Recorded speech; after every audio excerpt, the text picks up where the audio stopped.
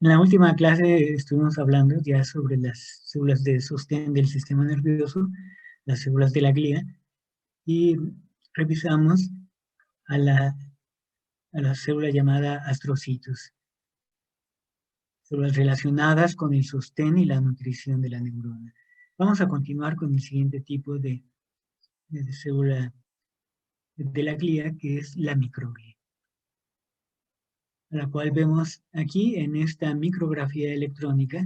Si es una micrografía electrónica de alguna parte del sistema nervioso central, donde vemos un capilar donde aquí aparece la luz, es decir, aquí es donde viaja la sangre, y esta es la célula endotelial que forma la pared del capilar. Recordemos que son capilares continuos, no dejan eh, espacios entre las uniones intercelulares y por ello son menos permeables que en otras partes del cuerpo. Además vemos que una característica más de los capilares cerebrales es que tienen una gruesa membrana basal, que es la banda azul, banda gris, más bien que aquí vemos. ¿Sí? Este es entonces el capilar formado por una célula endotelial cuyo núcleo aquí vemos. Y como parte de la barrera hematoencefálica, por fuera de esta célula endotelial vemos una célula de microglia perivascular que tiene la función de defensa en la proximidad de los vasos sanguíneos. ¿Sí? Estas son entonces a las células que nos vamos a referir, las células de microglia. Fueron descritas por primera vez en los años 20 por, bueno, pues ya hace 100 años casi, por Pío del Río Ortega, el principal discípulo de Santiago Ramón y Cajal. Además, maestro de Isaac Costero, que es el fundador de la neurohistología mexicana. También tenemos que estas células, descritas inicialmente por Del Río Ortega, las identificó como fagocitos.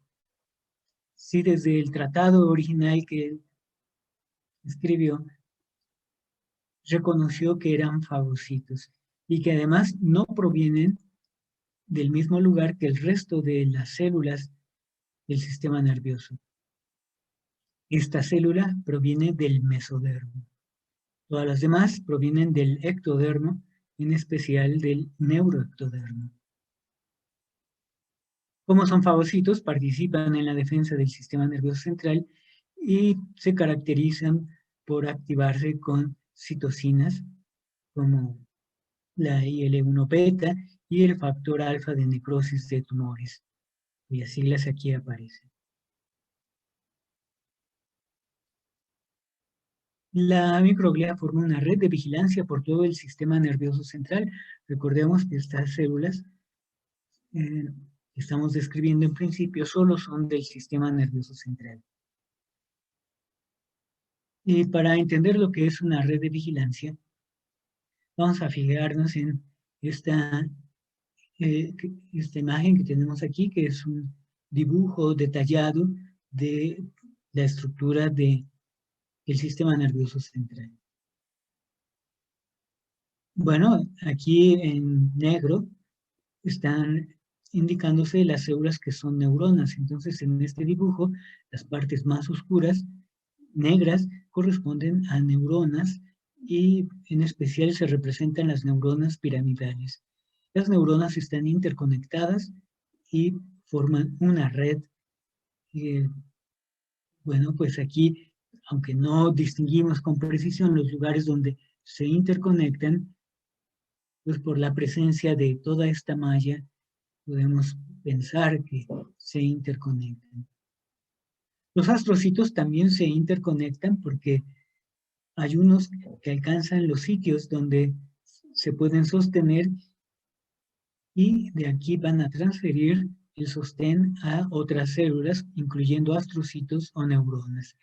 Entonces, en azul está la red de astrocitos. todos están interconectados. Y la microglia es la que aparece en rojo. Y noten cómo la presencia de todas estas células también forma una red. De tal manera que cuando una célula de microglia se activa, lo cual indica que hay alguna patología del sistema nervioso, esta señal puede ser transferida inmediatamente a todas las células de todas las células de microglia en especial.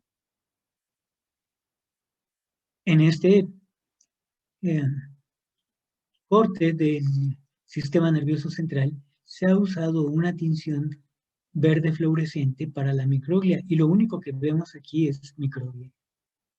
Vean entonces cómo aparece una especie de red en el corte.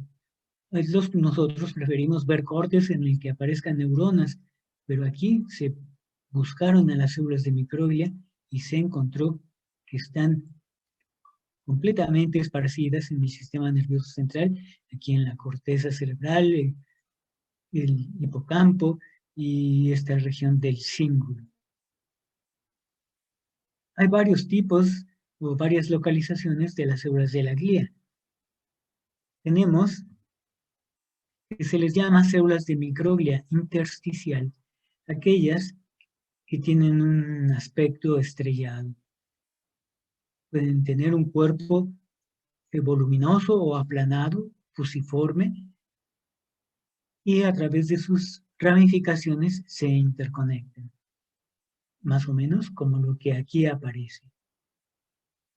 Son las células de microglia intersticial y están por toda la sustancia gris y blanca.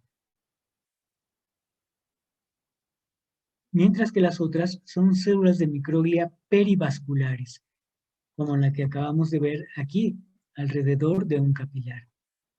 La microglia perivascular, también llamadas pericitos, son células que forman la barrera hematoencefálica, que junto con la célula endotelial y su membrana basal, forman la barrera hematoencefálica.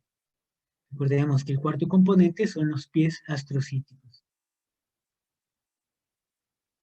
Hay en menor número células de microglia que están en las meninges, ¿sí? Entonces son células de microglia meninges, y las coroideas, ya que los plexos coroideos vimos que es un lugar donde no hay membrana o más bien barrera hematoencefálica.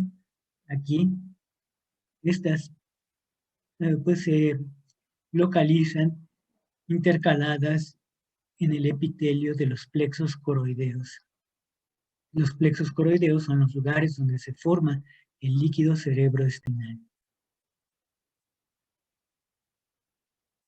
Entonces, como fagocitos, cuando hay una lesión del sistema nervioso central, la microglia se activa, prolifera y se convierte en un macrófago. Y de esta manera van a tratar de fagocitar tanto a las células extrañas o partículas extrañas, como a los componentes del sistema nervioso central que han sido dañados, es decir, neuronas muertas o células gliales muertas. Para activarse, se requiere que el tejido lesionado, la parte del sistema nervioso central lesionado, libere ATP, oxitocinas o neurotransmisores, neuropéptidos, factores de crecimiento. Estos son los que activan a las células de microglia. Y entonces es cuando cambian de su organización de red de vigilancia, como aquí aparecían, a concentrarse en el sitio de la lesión. Por ejemplo, aquí en una parte de la médula espinal es a donde se están moviendo las células de microglia atraídas por estos mediadores químicos. Las células de microglia en condiciones de reposo tenemos que, bueno, no estarán defendiendo de algo al sistema nervioso, pero noten cómo se encuentran en la proximidad de las fibras nerviosas participando en el sostén. Pero ahora se ha visto que es su trabajo un poco más allá. Y es, además de formar la red de vigilancia, de participar como macrófagos, y como macrófagos también atraen a células de defensa que viajan en la sangre. La célula de microglia participa en la remodelación sináptica. Y aquí entonces vemos cómo sus prolongaciones llegan a algunas regiones de las fibras nerviosas, en especial a las espinas dendríticas o a los botones sinápticos que vemos aquí a lo largo de un axón. Entonces, el proceso de la célula de microglia, por ejemplo, cercano a una espina dendrítica, lo que puede hacer es cortar la espina dendrítica y entonces termina de funcionar esa región, deja de funcionar esa región como una sinapsis. Esto es entonces parte de la remodelación sináptica, que es entonces una función adicional al que le podemos asignar a las células de microglia. Doctor, no, perdón, ¿podría repetirme cómo hace la remodelación sináptica, por favor? Sí, mira, por ejemplo, aquí tenemos que esta es una sinapsis. Bueno, esta es una dendrita y tiene sus proyecciones más pequeñas que forman parte de la sinapsis. Les llamamos espinas dendríticas. Entonces, la célula de microglia lo que hace es fagocitar alguna de esas espinas dendríticas y entonces aquí termina de funcionar esa sinapsis, deja de funcionar y esto es pues remodelación sináptica. Y cuando una sinapsis ya no sirve para nada, pues entonces la célula de microglia la fagocita. Gracias. Sí. Bueno, pues entonces aquí vamos a indicar lo que se conoce como la relevancia funcional de las células de microglia. Las células de microglia, entonces, aquí representada como una célula de microglia intersticial. Durante el desarrollo, tomando en cuenta que ellas provienen del mesodermo, a diferencia de todas las demás células que vienen del neuroectodermo, pues tenemos que esta es su primera contribución durante el desarrollo del sistema nervioso. Bueno, nosotros hemos visto que el sistema nervioso está formado por alrededor de unos 10 billones de neuronas. Pero durante el desarrollo se forman unas 5 a 10 veces más neuronas. ¿Sí? Entonces pueden formarse en total durante el desarrollo desde unos 50 hasta unos 100 billones de neuronas. Pero solamente van a persistir, van a llegar al desarrollo a término, las mejores neuronas. Si nosotros nacemos con nuestras mejores neuronas, aquellas que tuvieron algún problema o que no fueron tan listas, se pierden durante el desarrollo. Y entonces las células de microglia tienen la función de fagocitar aquellas neuronas que no fueron lo suficientemente buenas durante el desarrollo. Se remueven y pues al nacer pues nos quedamos con los 10 billones que tenemos y que poco a poco se van reduciendo durante la vida. Bueno, durante la etapa adulta también se considera que hay neurogénesis. Esto está confirmado en animales para algunas regiones como la mucosa olfatoria o como el hipocampo, pero se presume que puede haber más lugares donde en el adulto hay neurogénesis, es decir, formación de neuronas. Entonces, las células de microglia intervienen en el proceso de neurogénesis, también fagocitando, eliminando aquellas neuronas que no son útiles para desarrollar alguna función en el adulto.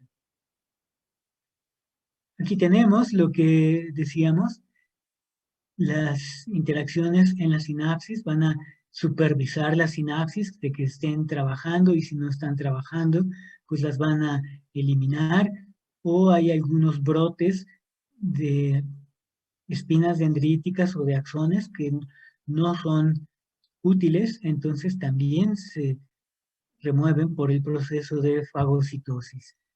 Y la plasticidad sináptica, que es la propiedad del sistema nervioso de cambiar, como acabamos de ver, puede ser regulada por las células de microglia cuando eliminan algunas sinapsis que ya no se usan. Y la contribución para trastornos neurológicos y psiquiátricos de las células de microglia, bueno, aquí aparece uno que se conoce como el síndrome de Rett. Es un proceso inflamatorio de origen autoinmunitario donde la microglia desarrolla un proceso de defensa exagerado.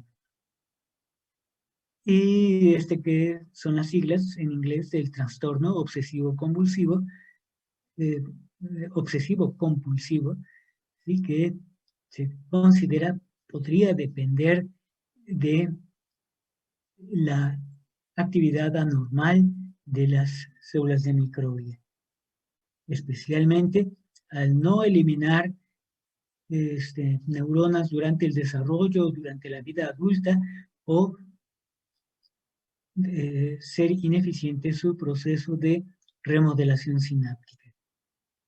Así entonces tenemos en estos 4 puntos más importantes la relevancia funcional de la microglia. Uno de estas relevancias era de tipo patológica en el síndrome de Rett y también aquí tenemos en la encefalitis de Rasmussen, en la cual se generan respuestas defensivas exageradas. Aquí en un cerebro de una persona, habitualmente un niño, se ha hecho un corte en el cual alcanzamos a ver en esta tinción a la microglia.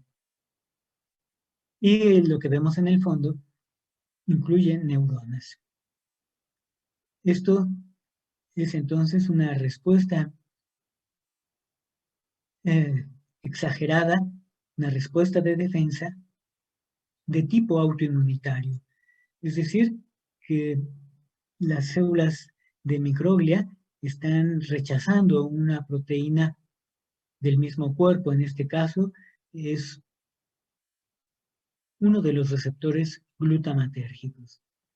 ¿Sí? Se desarrollan anticuerpos anti-GLUR3, que es un componente de los receptores glutamatérgicos, o aquí tenemos también para esta enzima de la vía de metabolismo de la glutamina. Y aquí lo vemos a nivel microscópico, pero vean a un nivel macroscópico en esta tomografía axial computadorizada, está inflamado el hemisferio cerebral izquierdo. Incluso vemos que está invadiendo hacia el lado derecho, la línea media estaría más o menos por aquí, como mejor se ve en el polo occipital. Este es el polo frontal. Y entonces está la inflamación que se está extendiendo hacia el lado contrario. Otros datos que notamos es cómo se ha desplazado el ventrículo lateral y que es la región occipital del ventrículo lateral está dilatado. ¿Sí? Esto es lo que se conoce como hidrocefalia. Entonces, como este evento ocurre de manera súbita, en ocasiones se busca hacer un trépano grande en el cráneo y dejar que el encéfalo se inflame hacia el exterior. Y en otras ocasiones es necesario realizar la hemisferectomía, es decir, se elimina el hemisferio afectado. Perdón, una duda sobre ese. ¿Las células de la microglía son capaces de sintetizar anticuerpos o cómo es que los anticuerpos anti receptor de glutamato 3 y GAD afectan esta condición? Bueno, los anticuerpos son generados por, por los leucocitos y entonces al dirigirse hacia su proteína blanco, en este caso el receptor GluR3 o GAD, pues provocan una respuesta inflamatoria generada por las células de microglia. ¿Sí? Entonces, es hacia dónde se dirige la respuesta. No se conoce que los propias células de microglia produzcan los anticuerpos. Son las células de defensa que viajan en la sangre.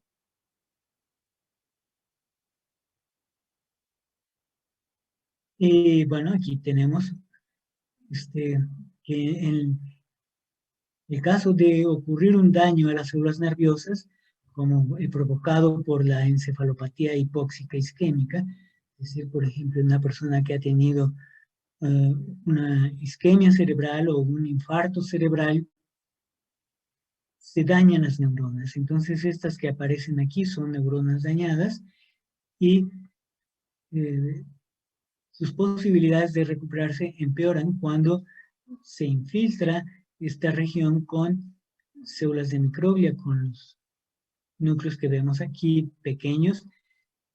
Más tarde se ve que está completamente infiltrada la región con las células de microglia. Y esto entonces causa el daño neuronal o elimina las células neurales ya dañadas. Para confirmarlo, aquí vamos a ver cómo están activas cómo se activan las células de microglia. Entonces, esta es una vista microscópica, vamos a ver un microvideo para estas células de microglia que se han marcado y que vemos aquí en blanco. ¿Sí? Esas son células de microglia y se va a producir una lesión en el cerebro de un ratón aplicando rayo láser. Oh, no salió. Ver aquí. Oh, bueno, qué lástima, no sale, a ver si. Aquí ya. Entonces ahí está. Y esta es la lesión. Y entonces noten cómo se mueven las células de microglia hacia el sitio de la lesión. Y aquí se está tomando el tiempo. Entonces una vista rápida y en el lugar donde ocurre la lesión se liberan los factores que hace rato vimos como ATP, como neurotransmisores, y eso es lo que atrae a las células de microglia. Para confirmarlo, aquí se producen dos lesiones y entonces el movimiento de las células de microglia es hacia los dos lugares. Entonces, esto que hemos mencionado es algo nuevo que pues hace unos 5 años no se, bueno, hace unos 8 años ya no se consideraba, pero ahora se está confirmando que las células de microglia pueden influenciar la excitabilidad del sistema nervioso, sus propiedades de plasticidad, por medio de su asociación a la sinapsis y la contribución a la remodelación sináptica. Entonces, al dibujar aquí una sinapsis donde vemos un botón terminal o botón presináptico y la espina dendrítica formando el botón postsináptico, la espina dendrítica se desprende de esta que es la dendrita, nosotros ya mencionamos que hay 10 astrocíticos que forman la barrera sináptica, pero ahora se ha introducido el concepto de que las células de microglia también llegan a las regiones sinápticas, como se ve en esta micrografía electrónica con el marcaje para células de microglia, y vean cómo está en esta región sináptica. Es la fibra presináptica, donde vemos las vesículas con neurotransmisor, mientras que en la postsináptica no aparecen. Esta es la hendidura sináptica y lo único que vemos es una densidad postsináptica. Entonces, aquí llegan las prolongaciones de las células de microglia y pueden remover algunas sinapsis. También ya lo veíamos en un dibujo como este. Y una célula de microglia entonces puede incluso degradar o eliminar a toda una neurona después de que ha sufrido una lesión. Con esto entonces vamos a terminar con las células de microglia y nuestras siguientes células serán las ependimarias. Son las células que revisten las cavidades neurales. Entonces, estas células las vemos aquí en la pared de la cavidad neural. Este es uno de los ventrículos. Este es el parénquima cerebral, es decir, es la sustancia gris o sustancia blanca. Aquí no hay una tinción específica para saber qué región es. Podría ser sustancia blanca. Y su primera función es ser un revestimiento. Es decir, una barrera entre el parénquima cerebral y la luz. Lo vemos a mayor amplificación, donde tenemos que las células ependimarias o epitelio ependimario son un tipo de célula cilíndrica, una célula cilíndrica alta, y que llega a tener microvellosidades como aquí aparece. Las microvellosidades se considera contribuyen a la movilización del líquido cerebroespinal. Las funciones de las células ependimarias incluyen simplemente de ser el revestimiento de los ventrículos, de los 4 ventrículos que hay, incluyendo también el acueducto cerebral del mesencéfalo. En las regiones llamadas plexos coroideos sirven para producir el líquido cerebroespinal.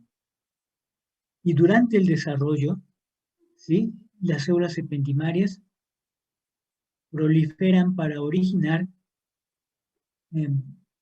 todos los tipos de célula del sistema nervioso, excepto la de microglia. Cuando terminan su trabajo de originar las células del sistema nervioso, tanto central como periférico, se quedan simplemente como el epitelio de revestimiento. Sí, aquí, entonces, se muestra una micrografía electrónica, una técnica que se llama de barrido, donde se ve la parte dorsal de un embrión. En la parte dorsal es donde está el tubo neural en desarrollo, porque esto que está en la línea media, está como hendidura, es la cavidad primitiva del sistema nervioso, y esta es la pared, el tubo neural. Las células que aquí están alargadas, ese es el epitelio ependimario original conocido como el neuroepitelio. En el dibujo, aquí aparece la cavidad neural y la primera fila de células, que incluye unas cilíndricas altas y otras cúbicas más bajas, este es el neuroepitelio o epitelio ependimario durante el desarrollo. Y a partir de estas células epiteliales se originan, en primer lugar, los neuroblastos, que forman las neuronas, y más adelante los espongioblastos que originan a las células de la glía, excepto las de microglia. En los plexos coroideos, que son las cavidades que están en el sistema nervioso central, aquí se proyecta la ubicación del ventrículo lateral, es decir, el ventrículo que identificamos en los hemisferios cerebrales. Bueno, el ventrículo tiene forma como de una C con una cola, también se dice forma como de tenaza de cangrejo, y en esta región, en la parte interna de su curvatura, es el lugar donde identificamos el plexo coroideo del ventrículo lateral. Al amplificarlo, lo que le llamamos plexo coroideo, es una serie de pliegues al interior de la cavidad. Al amplificar uno de esos pliegues, nos damos cuenta que están formados de una fila de células epiteliales cúbicas, conocido como el epitelio de los plexos coroideos. Estos están limitando unas regiones de tejido conectivo donde se produce líquido tisular, como en cualquier parte del cuerpo. Y cuando este líquido tisular se filtra por el epitelio ependimario, entonces se origina el líquido cerebroespinal. ¿Sí? Entonces, por ello decimos que los plexos coroideos producen el líquido cerebroespinal. Disculpe, ¿dónde se filtra el líquido tisular? El líquido tisular producido aquí en los capilares cerebrales se filtra por el epitelio de los plexos coroideos, que es el que está aquí representado, y Gracias. bueno, pues es el que origina, el que produce el líquido cerebroespinal. Perdón, ¿son capilares sanguíneos o qué son? Sí, son capilares, tienen su extremo arterial y venoso, y estos tipos de capilares pues producen el líquido en gran cantidad. El líquido tisular lo producen como en cualquier parte del cuerpo, pero en gran cantidad. Recordamos que en este lugar no hay barrera hematoencefálica y por lo tanto estos capilares son más permeables que en el resto del sistema nervioso central. Continuamos con otra célula de la glía, ahora los oligodendrocitos.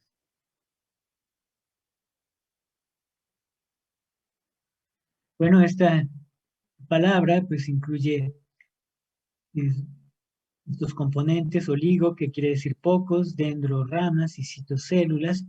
Entonces, con esto nos referimos a una célula del sistema nervioso que tiene pocas ramas, pero tener pocas ramas significa contar con unas 30 a 50 ramas. En este dibujo que ya habíamos visto, donde describimos a los astrocitos protoplasmáticos, o sea, los de la sustancia gris, y fibrosos, los que están en la sustancia blanca, vamos a encontrar a los oligodendrocitos que también son de dos tipos. Los que están en la sustancia gris son unas células ovoides o esféricas en la proximidad de los cuerpos neuronales. Se les llama oligodendrocitos perineuronales y se les considera como células de reserva. Entonces, habitualmente no desarrollan ninguna función. Los que son importantes son los que están en la sustancia blanca.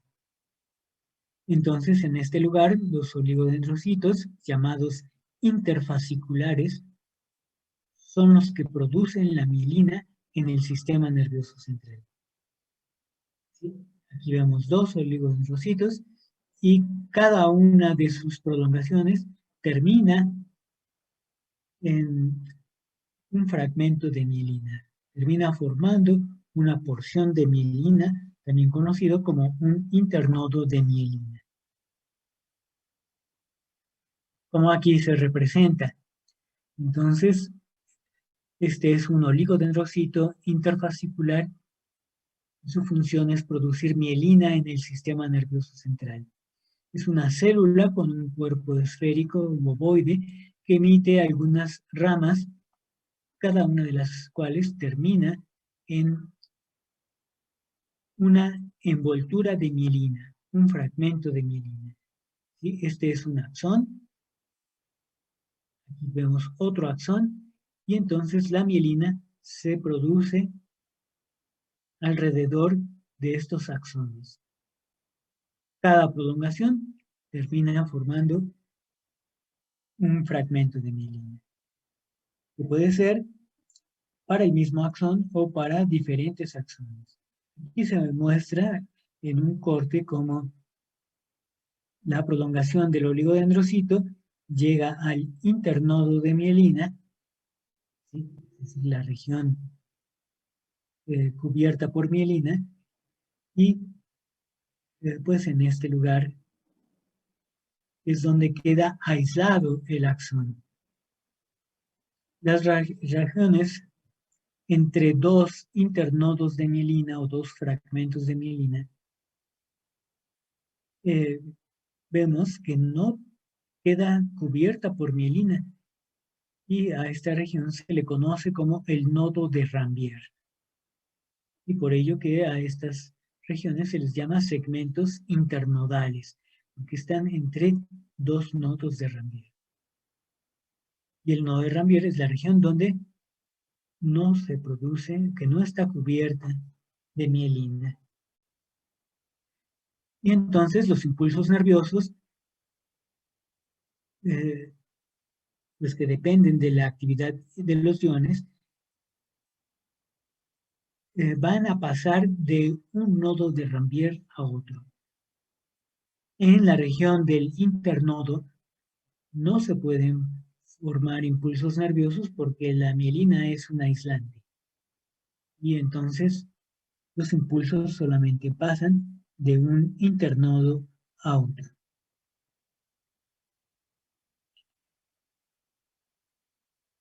Bueno, la presencia de mielina en las fibras nerviosas hace que los impulsos viajen de manera más rápida, porque la fibra nerviosa no se va a tener que despolarizar en toda su extensión, sino únicamente en las regiones que carecen de mielina y que son los nodos de Rambier. En este dibujo se muestra que el oligodendrocito está produciendo estas tres vainas de mielina, pero lo que es interesante notar es que la prolongación del oligodendrocito se enrolla alrededor del axón, lo que significa que la mielina no es otra cosa más que el enrollamiento de la membrana del oligodendrocito alrededor de un axón. La membrana del oligodendrocito es de naturaleza lipídica y por ello que la mielina tiene como principal componente lípidos. Y esta región es la que es de color blanco y que le confiere ese color a la sustancia blanca. En los lugares donde no hay mielina, entonces el axón como que no está presionado y entonces se engrosa ligeramente como si fuera un nudo o un nodo o nódulo, y por eso que este lugar es el que se le llama nodo de Rambier y es el sitio por donde pasan los impulsos nerviosos en las fibras mielínicas. En este otro dibujo de oligodendrocito, pues vemos que tiene 4 prolongaciones, cada una de las cuales se debe convertir en un internodo de mielina. Y el único lugar no cubierto es el nodo de Rambier. Además, noten cómo el astrocito sostiene tanto a las células nerviosas como a las células gliales. Aquí entonces da sostén a este oligodendrocito luego de que el mismo astrocito se sostuvo en este capilar. Entonces, si queremos conocer la estructura de la mielina,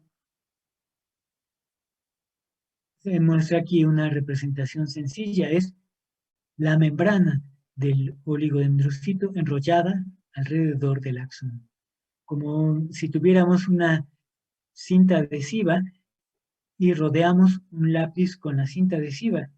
Entonces, la sobreposición de la cinta adhesiva se convertiría en un aislante para el lápiz.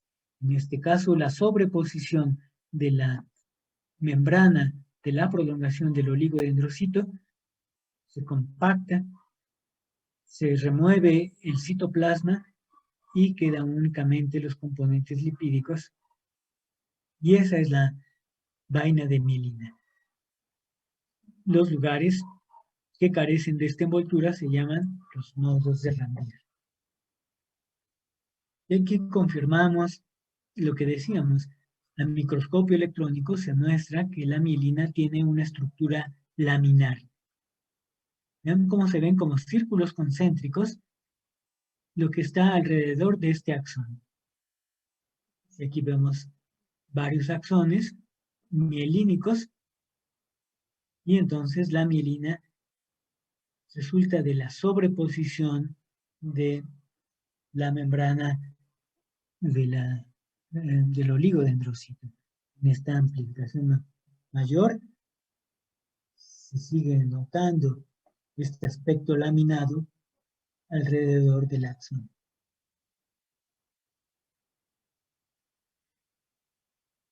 Y como la mielina favorece la velocidad de conducción de impulsos nerviosos, interviene en la maduración funcional del sistema nervioso. ¿Sí? El sistema nervioso madura a medida que se mieliniza y recibe información. Entonces, por un lado está todos los estímulos que se le aplican al bebé desde que nace, y por otro lado es la mielinización. Tenemos que la mielinización es un proceso que inicia más o menos a los 6 meses de vida intrauterina en la médula espinal y de aquí se extiende en dirección cefálica.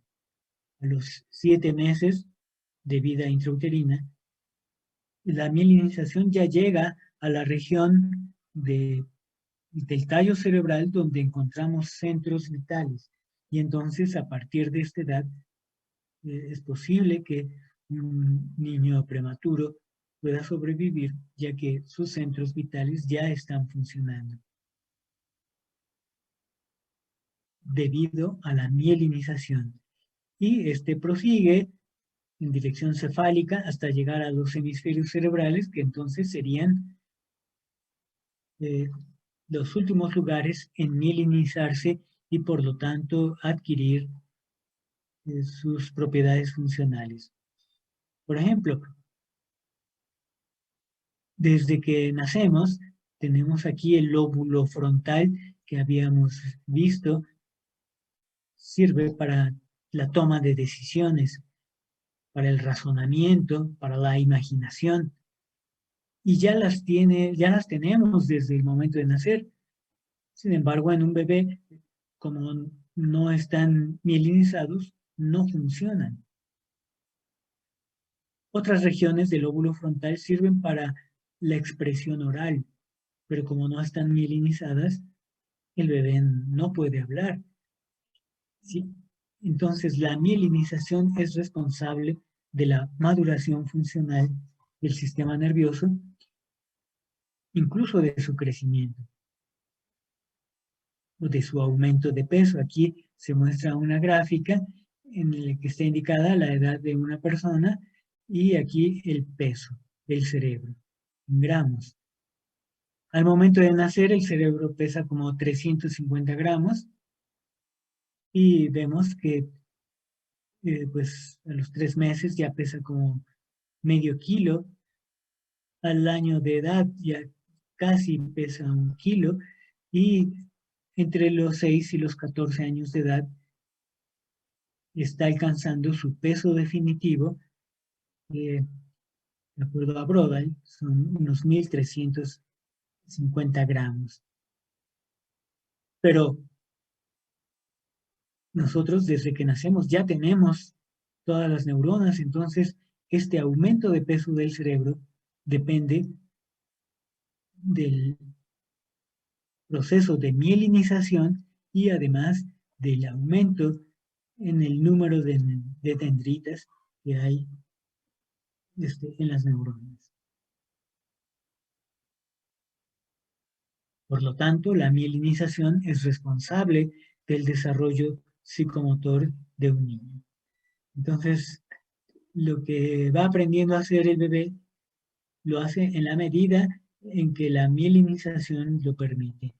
Y aquí entonces se indican algunas edades a las cuales llegan a presentarse por primera vez estas actividades. Entonces, al mes de edad ya puede fijar la mirada, a los 2 meses sonríe. Aquí vemos 3 meses, observa caras, etcétera, ¿sí? Camina con ayuda al año de edad, come solo a los 3 años. Bueno, todo esto depende del proceso de mielinización. De igual manera, si ocurre un trastorno en el que se pierda la mielina, un proceso desmielinizante, se perderá la función de esas regiones del cerebro en la cual se pierda la mielina. Entonces son estas imágenes de resonancia magnética en un corte sagital, donde las placas que aquí aparecen son zonas de desmielinización, y aquí en este corte horizontal también se están marcando zonas de desmielinización, o en estos cortes sagitales. La esclerosis múltiple es uno de los trastornos en los cuales hay pérdida de las cubiertas de mielina, un trastorno desmielinizante, y este también es de un origen autoinmunitario.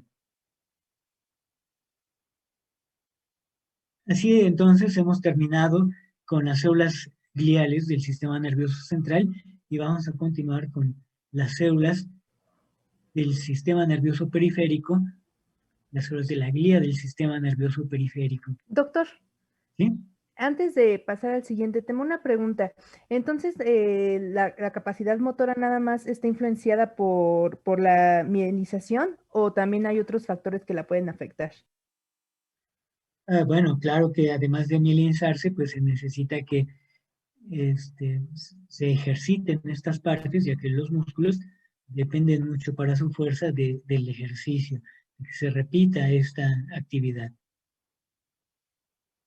Ok, Y gracias. es la mielinización, pues, de distintos niveles del sistema nervioso, incluyendo desde la corteza cerebral, bueno, desde las fibras originadas por la corteza cerebral o de fibras originadas en las regiones del cerebelo.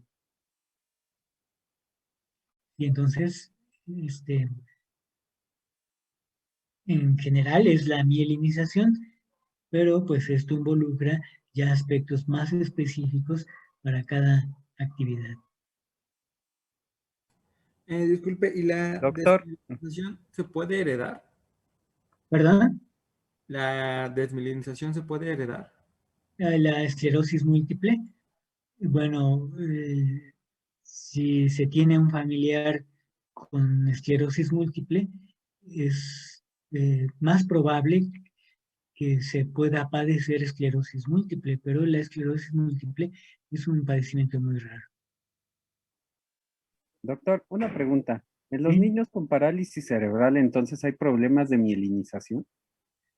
Bueno, en un niño con parálisis cerebral el problema que tuvo fue un evento de hipoxia perinatal en el que grandes regiones del cerebro tuvieron daños irreversibles. Entonces, el principal evento en este caso es infartos cerebrales en múltiples regiones. Y más que un evento desmielinizante. ¿Algo más que quieran preguntar? Bueno, vamos a tomarnos aquí un descanso de unos 15 minutos y nos vemos en un momento más. Gracias. Gracias. Nos vemos ahorita. Gracias. Provechito. Sí, ya nos vemos.